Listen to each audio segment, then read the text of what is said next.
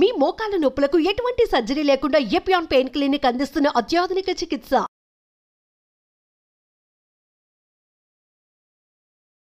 Hello viewers, welcome to Suman TV. ప్రస్తుతం మనతో పాటు ఉన్న డాక్టర్ ప్రశాంత్ గారు. సో మరి క్యాన్సర్ కి సంబంధించినటువంటి మరికొన్ని విషయాలు సార్ని అడిగి తెలుసుకుందాం. నమస్తే సార్. నమస్కారం సార్, గర్భాశయ క్యాన్సర్ మనకి ఆడవాళ్ళలో చూసేటువంటి క్యాన్సర్. దీనికి సంబంధించి మాట్లాడాలి అన్న కొంతమేరకు కొంచెం నేను ఏజ్ పెరిగే కొద్దీ భయమేస్తూ ఉంటుంది. వామ్మో, ఇలాంటి కొత్త కొత్త పేర్లు వింటున్నాము, నేనెక్కడ దీనికి గురవుతానా అని చెప్పేసి అనిపిస్తుంది. మొదటిగా దీని గురించి ఒక చిన్న ఇన్ఫర్మేషన్ అనేది రావటానికి గల కారణాలు, వస్తే మనం ఏ విధమైన జాగ్రత్తలు తీసుకోవాలి, ఎక్స్ప్లెయిన్ చేయండి సార్. మీరు ఈ గర్భసంచి ముఖద్వారపు క్యాన్సర్ అన్నారు కదమ్మా, సర్వైకల్ క్యాన్సర్ గురించి యాక్చువల్గా ఒక గుడ్ న్యూస్ ఉంది. అతి తక్కువ క్యాన్సర్ లో మనం నివారించవచ్చు అంటే అందులో సర్వైకల్ క్యాన్సర్ ఒకటి. ఒక విషయాన్ని అయినా సరే, ఎందుకంటే ఇప్పటి వరకు క్యాన్సర్ అంటే వస్తే అది పట్టి పీడిస్తుంది, మనిషిని తీసుకెళ్లేంత వరకు వెంటాడుతుందనే విన్నాము. Sir please explain it.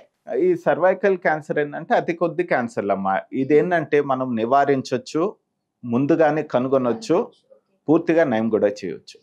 అతి కొద్ది క్యాన్సర్లు అనమాట. అంటే ఇది వరకు ఒక 20-30 సంవత్సరాల ముందైతే కామన్ క్యాన్సర్, మహిళల్లో కామన్గా కనిపించే క్యాన్సర్ ఏంటంటే cervical cancer.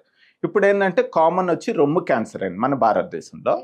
Second common still cervical cancer. ఇలా దురదృష్టం ఏంటంటే ఇది పూర్తిగా నివారించవచ్చు, నేను చెప్పాను కదా, ముందుగానే కనుగొనవచ్చు అనమాట. ప్లస్ ఎందుకంటే దీనికి చాలా స్క్రీనింగ్ ప్రొసీజర్స్ ఉన్నాయి, చాలా సింపుల్ టెస్టులతో మనం ముందుగానే అది గుర్తించవచ్చు. కానీ ఈ ల్యాక్ ఆఫ్ అవేర్నెస్, ఎస్పెషల్లీ ఏంటంటే ఈ రూరల్ సెటప్, పల్లెటూళ్ళ వాళ్ళకి అంత నాలెడ్జ్ లేక ఇంకా కూడా ఈ క్యాన్సర్ బారిన పడుతున్నారమ్మా. అట్లీస్ట్ అర్బన్లో ఏంటంటే కొంచెం అవేర్నెస్ ఉండడం వల్ల రెగ్యులర్గా ఆ ప్యాప్స్మియర్ అనేది సింపుల్ టెస్ట్ అనమాట. కనీసం 3 నుంచి 5 సంవత్సరాలకు ఒకసారి చేసుకోవాలి. 25 సంవత్సరాలు దాటిన మహిళలు సింపుల్ టెస్ట్ 5 నిమిషాల్లో అయిపోద్ది. డాక్టర్ కూడా చేయాల్సిన అవసరం లేదు, ట్రైన్డ్ నర్స్ చేస్తారు. 5 నిమిషాల్లో అయిపోద్ది, నొప్పి కూడా ఉండే టెస్ట్ కాదు. దానివల్ల అడ్వాంటేజ్ ఏంటంటే ప్యాప్స్మియర్ వల్ల మనం ఆ క్యాన్సర్ గా మారకముందే మనం గుర్తించవచ్చు అనమాట. గుర్తించడం వల్ల సింపుల్ కొన్ని మనకి ట్రీట్మెంట్స్ ఉంటాయి, చాలా సింపుల్ ట్రీట్మెంట్స్. వాటితో మనం ఈ క్యాన్సర్గా మారకుండా ముందుగానే చేసుకోవచ్చు మనము. ఇంకోటి ఏంటంటే ఇది ముందుగానే గుర్తించినట్లయితే ఫస్ట్ స్టేజ్ కానీ సెకండ్ స్టేజ్ కానీ మనము పూర్తిగా నయమయ్యేదానికి ఛాన్సెస్ ఉన్నాయన్నమాట. ఈ లేట్ స్టేజ్ లో బయటపడిందంటే నయం క్యూర్ అయ్యే ఛాన్సెస్ చాలా వరకు తగ్గుద్ది. ఇప్పుడు ఏంటంటే దీనికి వ్యాక్సినేషన్ అనేది అందుబాటులో ఉందమ్మా. ఈ సర్వైకల్ క్యాన్సర్ ఏంటంటే ముఖ్యంగా ఒక వైరల్ ఇన్ఫెక్షన్ వల్ల 90% ఈ సర్వైకల్ క్యాన్సర్ దానివల్లే వస్తుంది. అది హ్యూమన్ ప్యాపిల్లోమా వైరస్ అంటారు, హెచ్పివి వైరస్ అంటారు. అది సెక్షువల్లీ ట్రాన్స్మిటెడ్ అనమాట. సో ఈ వైరస్ బారిన కానీ పడకుండా ఉంటే ఆబ్వియస్గా ఈ క్యాన్సర్ వచ్చే ఛాన్సెస్ మనకి మోర్ దెన్ 90% తగ్గిపోతుంది అనమాట. సో అందుకేంటంటే ఇప్పుడు స్టాండర్డ్గా ఈ వ్యాక్సిన్ అనేది అందుబాటులో వచ్చింది. ఎవరైతే బిఫోర్ టీన్స్లో ఉంటారు కదమ్మా, వాళ్ళకి 2 డోసులు ఇచ్చామంటే మనము 6 నెలల వ్యవధిలో 2 డోసులు పడ్డాయంటే వాళ్ళకి ఏంటంటే ఈ వైరల్ ఇన్ఫెక్షన్ బారిన పడకుండా ఉంటారు. ప్లస్ ఫ్యూచర్లో ఈ క్యాన్సర్ అనేది రాకుండా ఉంటుంది. ఒకవేళ ఎవరన్నా మిస్ అయ్యారు అనుకోండి ఆ టీన్స్లో, కొంచెం పెద్ద వయసు వాళ్ళు 2 కాకుండా వాళ్ళకి 3 డోసులు పడతాయి. కానీ టీన్స్లో ఉన్న అమ్మాయిల్లో ఉన్నంత ఎఫెక్ట్ ఉండకపోవచ్చు, ఎందుకంటే వాళ్ళు ఆల్రెడీ ఆబ్వియస్లీ మ్యారేజ్ అయ్యి ఉంటే, సెక్షువల్లీ యాక్టివ్ అయి ఉంటే ఎక్స్పోజ్ అయి ఉంటారు. కాకపోతే వేరే స్ట్రెయిన్స్, దానికి 9 రకాల స్ట్రెయిన్స్ ఉంటాయి అన్నమాట. కొన్ని స్ట్రెయిన్స్ నుంచి అయినా వాళ్ళకి ప్రొటెక్షన్ వస్తుంది. ఓకే.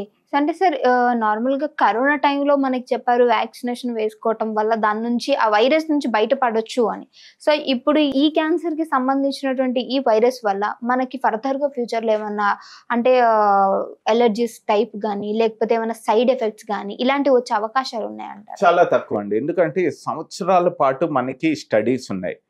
కోవిడ్ వ్యాక్సిన్ అంత తక్కువ కాకుండా దీనికి చాలా స్టడీస్ ఉన్నాయన్నమాట. కొన్ని సంవత్సరాల పాటు స్టడీస్ చేశారు. యూఎస్లో అయితే ఇది ఎన్నో సంవత్సరాల నుంచి వాళ్ళు ప్రాపర్, అంటే మనం రెగ్యులర్ పోలియో వ్యాక్సిన్ ఎట్లా ఉందో అట్లాగా వాళ్ళు ఇది స్టాండర్డ్ ప్రాక్టీస్ చేసుకున్నారు. కాబట్టి ఇది కొత్తగా వచ్చిన వ్యాక్సిన్ కాదు, కొన్ని సంవత్సరాల నుంచి ఉంది. ఇది అబ్సల్యూట్లీ సేఫ్ అండి.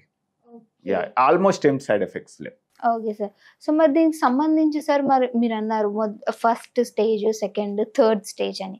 ఫస్ట్ స్టేజ్లో ఎలా ఉంటుంది, లాస్ట్ ఫైనల్ స్టేజ్లో వీళ్ళ కండిషన్ ఎలా ఉంటుంది? చాలా మంచి క్వశ్చన్ రమ్మా. ఇది ఎట్లా గుర్తించవచ్చు అంటే ఫస్ట్ ఇనీషియల్ స్టేజ్లో ఏమవుద్దంటే ఫస్ట్ పోస్ట్ కాయిటరల్ బ్లీడింగ్ అంటారు. అంటే ఏంటంటే భార్యాభర్తలు కలిసినప్పుడు బ్లీడింగ్ అనేది 1-2 డ్రాప్లు అనేది బ్లీడింగ్ కనిపిస్తుంది అనమాట. అది ఇనీషియల్గా ఉన్న సిమ్టమ్ అది. సో ఎవరైనా అంటే ఈ ప్రోగ్రామ్ చూస్తున్న వాళ్ళు ఆ సిమ్టమ్ ఉంటే మటుకు ఇమీడియట్గా డాక్టర్ దగ్గరికి వెళ్ళాలమ్మా. సో అది ఎర్లీ స్టేజ్లో. అట్లాగే ఇంకొంచెం స్టేజ్ అయ్యేసరికి ఎక్కువ వైట్ డిశ్చార్జ్, తెల్ల మైలు కావడము, బ్లీడింగ్ ఎక్కువ కావడము, అంటే పీరియడ్స్ టైంలోనే కాకుండా మిగతా టైంలో బ్లీడింగ్ ఎక్కువ కావడము, తెల్ల మైలు, ఇంకా ఇంకొంచెం అడ్వాన్స్ అయింది అనుకోండి యూరిన్లో మంట రావడము, మోషన్లో ప్రాబ్లం రావడము, నడువు నొప్పి, ఇట్లా ఉంటుంది అనమాట. వన్స్ స్టేజ్ 4లో ఏంటంటే మిగతా చోట్ల స్ప్రెడ్ అయిపోయింది అనుకోండి, ఏ ఏరియాలో స్ప్రెడ్ అయిందో దాన్ని బట్టి సిమ్టమ్స్ ఉంటాయండి. సో ఎర్లీగా అయితే పోస్ట్ కార్టల్ బ్లీడింగ్ అనమాట అది.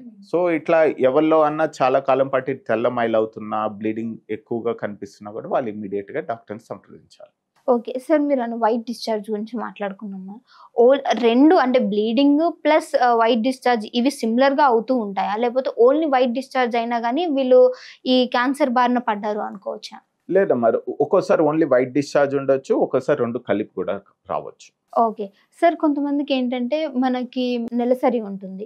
సో ఈ టైంలో ఏంటంటే వీళ్ళకి 1 వీక్ 10 days ముందు కూడా వైట్ డిశ్చార్జ్ అనేది అవుతూ ఉంటుంది. ఎవ్రీ మంత్ కూడా వీళ్ళకి అవుతూ ఉంటుంది.